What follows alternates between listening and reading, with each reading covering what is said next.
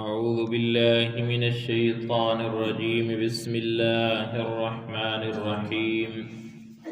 وقال نسوة في المدينة امرأة العزيز تراود فتاها عن نفسه قد شغفها حبا إنا لنراها في ضلال مبين صدق الله مولانا العظيم وصدق رسوله النبي الكريم اللهم صل على محمد النبي الأمي وعلى آله وصحبه وسلم تسلیما۔ محترم سامعین ذی وقار، آپ کے سامنے قرآن مجید فرقان حمید میں سے سورہ یوسف کے رکوع نمبر 4 کی پہلی آیت مبارکہ کی تلاوت کرنے کی سعادت حاصل کی ہے۔ محترم سامعین، جیسا کہ گزشتہ دروس سے ہم یہ سن رہے ہیں، سیدنا یوسف علیہ السلام کا واقعہ چل رہا ہے۔ پچھلے درس کے اندر یہ بات چل رہی تھی کہ ایک فیصلہ کرنے والے نے کہا کہ قمیص کو دیکھا جائے کہ آگے سے پھٹی ہوئی ہے یا پیچھے سے پھٹی ہوئی ہے۔ آگے سے پھٹی ہوئی ہے تو پھر وہ مرد جو ہے اس کے متعلق کہ وہ اپنے دعوے کے اندر جھوٹا ہے، اور اگر پیچھے سے پھٹی ہوئی ہے تو وہ عورت اپنے دعوے کے اندر جھوٹی ہے۔ بہرحال اس کے بعد جو عزیز مصر تھے انہیں بھی پتہ چل گیا کہ سیدنا یوسف علیہ السلام کا اس کے اندر کوئی ایسا کردار نہیں ہے، بلکہ وہ تو اپنی جان بچا رہے تھے۔ اس لیے اللہ نے کہا کہ یوسف اعرض عن ھذا، کہ اے یوسف آپ اس کا خیال نہ کیجئے، اس بات کو چھوڑ دیجئے۔ اور عورت کے متعلق جو انہوں نے کہا کہ آپ استغفار کیجئے، اپنے گناہوں کی معافی مانگیے، اور بے شک تو یہ خطا کرنے والی یا خطا کاروں میں سے ہے، اس کی بات چلی تھی۔ تو بہرحال آگے جب یہ بات ایسی تو نہیں تھی کہ جب یہ بات ایسے ہوئی تو یہ معاشرے کے اندر، شہر کے اندر پھیل گئی، اور مختلف عورتیں، وہ جو عزیز مصر کی بیوی تھی زلیخا جس کا نام آتا ہے، کہ اس سے کہنے لگیں کہ آپ نے یہ کیا کیا، یا اس کے متعلق یہ بات چلنے لگی کہ گھر کے اندر ایک غلام ہے اور اس کے ساتھ جو ہے ایسا تعلق ہے۔ یہ ساری باتیں جب چلنے لگیں تو اس وقت زلیخا نے اپنا ایک دعوت کا اہتمام کیا، اور دعوت کے اندر گو تکیے لگائے اور پھل پیش کیے، آگے ان کے لیے کوئی چھری کانٹے رکھ دیے کہ تاکہ وہ اس کو جب کاٹنے لگیں، اور پھر آگے دوسرا بندوبست کیا اس حقیقت کو واضح کرنے کے لیے جو بھی آپ کے سامنے عرض کرتا ہوں۔ تو بہرحال وقال نسوۃ فی المدینۃ امرأۃ العزیز، اور شہر میں کچھ عورتیں یہ باتیں کرنے لگیں، نسوہ عورتیں، فی المدینہ شہر کے اندر، امرأۃ العزیز، امرأۃ العزیز جو عزیز مصر کی بیوی تھی اس کے متعلق یہ باتیں کرنے لگیں، تراود فتاها عن نفسه، تو کہنے لگی کہ اس نوجوان کی محبت نے اسے فریفتہ کر لیا ہے، یا تراود فتاها کا مطلب ہے کہ وہ اپنے نوجوان غلام کو برگلا رہی ہے، تراود برگلا رہی ہے، فتاها اپنے نوجوان غلام کو، نفسی اپنے ساتھ، یعنی گناہ کی طرف دعوت دے رہی ہے نوجوان غلام کو، قد شغفها حبا،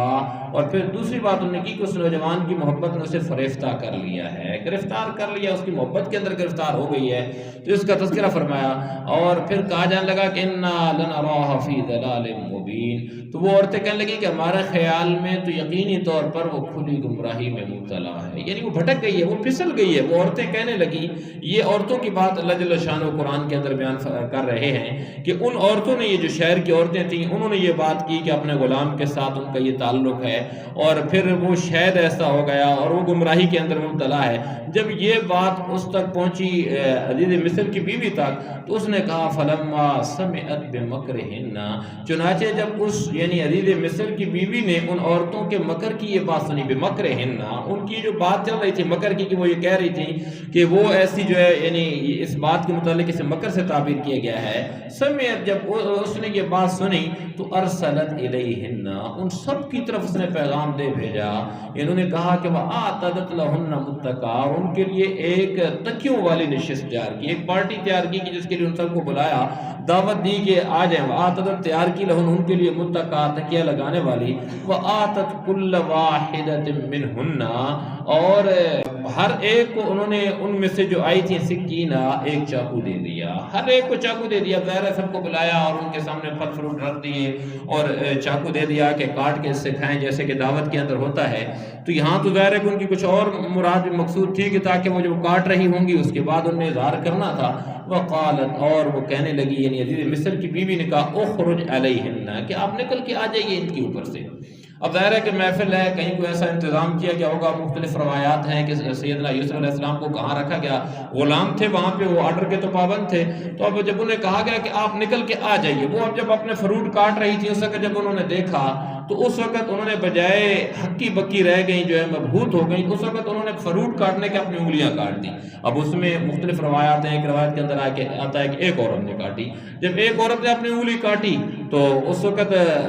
سیدنا یوسف علیہ السلام نے جب دیکھا کہ خون بہ رہا تو پوچھا کہ کیا ہو گیا، یا اس سے تھوڑی سی وہ کی تو دوسری سب نے اپنی انگلیاں کاٹ دی کہ تاکہ ہمارا حال بھی پوچھا جائے، ہماری طرف یہ بھی ایک روایت آتی ہے، تو ممکن ہو سکتا ہے کہ سب نے کاٹ دی ہوگی، جو بھی ایک بات ہے، لیکن قرآن کے اندر یہی کہا جا رہا ہے کہ جب فلما رأینہ اکبرنہ، پھر جب انہوں نے اس کو دیکھا اور یعنی یوسف علیہ السلام کو دیکھا اور انہوں نے حیرت انگیز حسین پایا، اکبرنہ کہ جو بات انہوں نے سنی تھی اس سے بڑا پایا، یعنی اس نے جمال کا تذکرہ چلا تھا، جب سیدنا یوسف علیہ السلام کو دیکھا تو انہوں نے اس سے جو سنا تھا اس سے انہوں نے بڑا پایا، اور اس کے متعلق آتا ہے وَقَطَّعْنَ أَيْدِيَهُنَّ وَقَطَّعْنَ اور ان سب نے ایدیہن اپنے ہاتھ کاٹ ڈالے، یعنی اپنی انگلیاں انہوں نے کاٹ ڈالی، ہاتھ سے مراد انگلیاں انہوں نے اپنی کاٹ دی۔ وَقُلْنَ حَاشَ لِلَّهِ اور وہ کہنے لگی حاشا للہ، حاشا للہ ما هذا بشرا، یہ کوئی انسان نہیں ہے۔ پھر کیا کہا ان هذا بلکہ الا ملک کریم، یہ تو کوئی بزرگ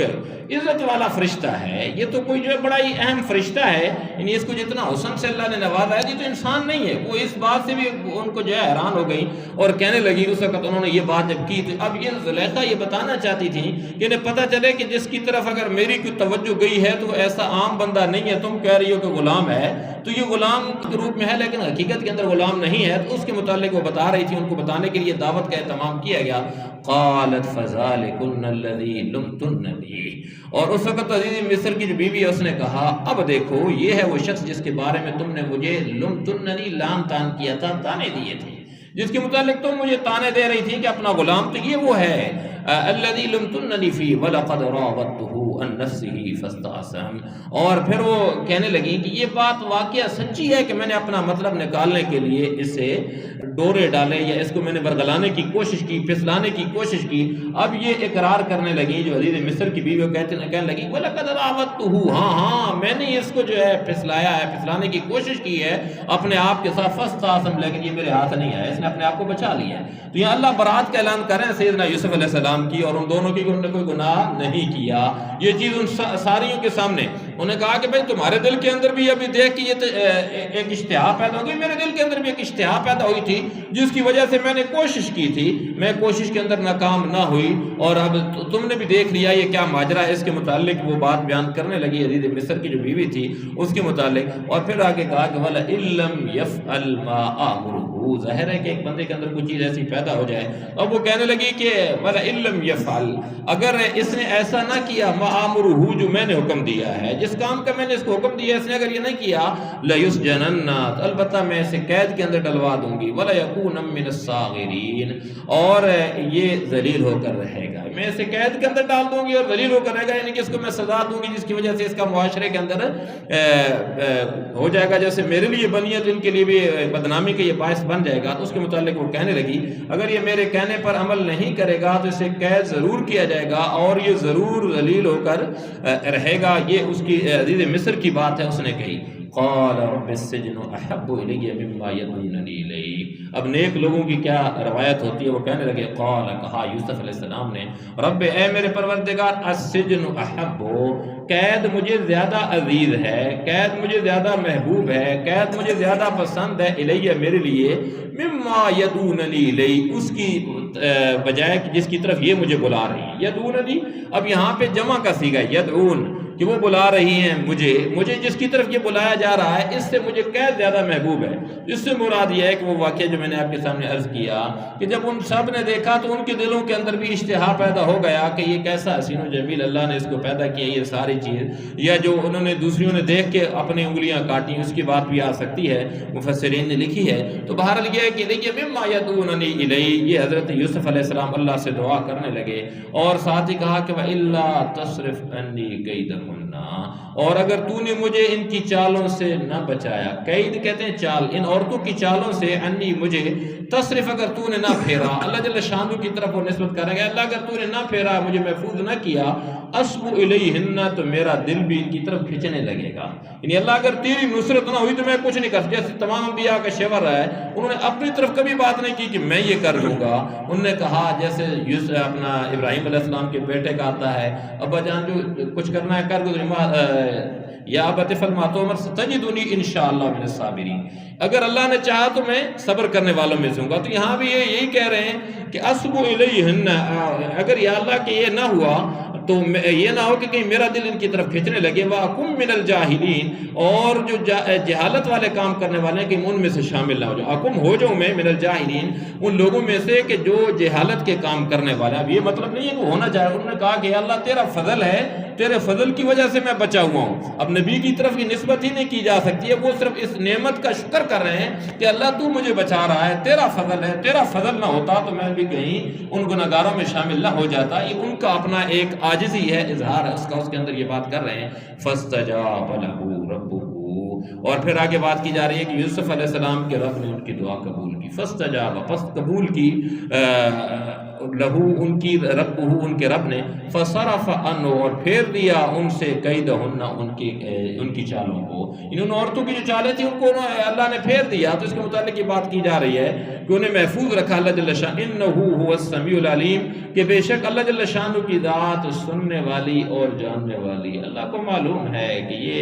یوسف علیہ السلام کا دل کیسا ہے، کسی کا دل کیسا ہے، وہ اللہ کی ذات جانتی ہے اور سنتی بھی ہے۔ جب کوئی پکارتا ہے سچے دل کے ساتھ، اخلاص کے ساتھ اللہ کو پکارتا ہے، اللہ کی ذات سنتی ہے اور سب کی سنتی ہے۔ جیسا کہ ہم پیچھے دیکھ کے آئے ہیں کہ واقعہ آیا حضرت یونس علیہ السلام کا کہ ان کی قوم کے اوپر عذاب آنے لگا، لیکن اخلاص کے ساتھ جب انہوں نے اللہ کو پکارا، اللہ نے کیا کیا، ان کی پکار کو سن لیا اور عذاب کو ٹال دیا۔ اسی طریقے سے ادھر ان کی پکار کو سن لیا، اور زکریا علیہ السلام کی پکار کو سن لیا، ابراہیم علیہ السلام کی پکار کو سن لیا۔ بے شمار کروڑا لوگ ہیں جن کی پکاروں کو اللہ نے سنا، تو ہم بھی اللہ کو اگر سچے دل سے پکاریں گے تو ہمارے بھی وہ کام جو نہیں ہو رہے ہیں وہ ہو جائیں گے۔ ہمیں بھی اللہ کے ساتھ اپنا تعلق قائم کرنا چاہیے، لو لگانی چاہیے۔ پھر فرمایا جا رہا ہے کہ ثم بدا،